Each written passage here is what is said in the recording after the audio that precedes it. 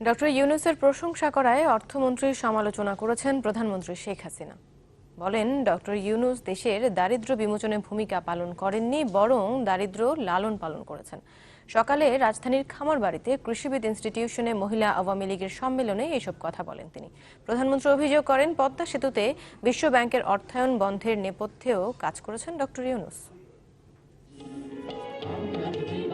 মহিলা আওয়ামী লীগের চতুর্থ সম্মেলনে প্রধান অতিথি প্রধানমন্ত্রী শেখ হাসিনা। প্রথম পর্বের বক্তব্যে প্রধানমন্ত্রী তুলে ধরেন নারী অধিকার রক্ষায় বঙ্গবন্ধু ও আওয়ামী লীগের ভূমিকা।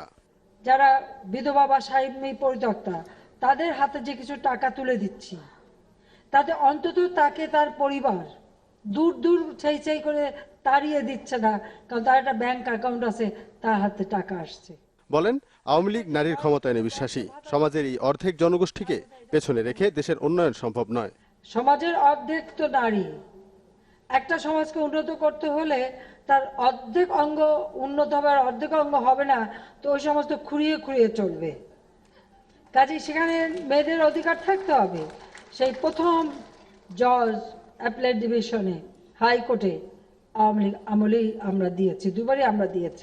সম্প্রতি দারিদ্র্য বিমোচনে গ্রামীণ ব্যাংকের প্রতিষ্ঠাতা ডক্টর মোহাম্মদ ইউনূসের প্রশংসা করায় অর্থমন্ত্রীর সমালোচনা করেন প্রধানমন্ত্রী। তার অভিযোগ, ডক্টর ইউনূস দারিদ্র্য বিমোচন নয়, বরং লালন পালন করেছেন। তাছাড়া পদ্মা সেতুতে বিশ্বব্যাংকের অর্থায়ন বন্ধের পেছনেও কাজ করেছেন তিনি। আমাদের অর্থমন্ত্রী খুব ক্ষুদ্র ঋণের প্রশংসা করে বললেন যে একেবারে ক্ষুদ্র ঋণের জন্য কি দারিদ্র্য বিমোচন হয়েছে। দারিদ্র্য বিমোচন যদি তার জন্যই হতো, তাহলে আর ওই 60 ভাগের মতো দারিদ্র থাকে, কারণ আর আজকে 22 ভাগে নেমে এসেছে কবে।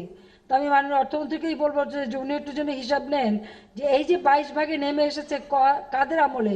এরপর মহিলা আওয়ামী লীগের সম্মেলনের উদ্বোধন করেন প্রধানমন্ত্রী শেখ হাসিনা। এবং তার আগে নাম প্রস্তাব। জুনায়েদ খান, চ্যানেল 24, ঢাকা।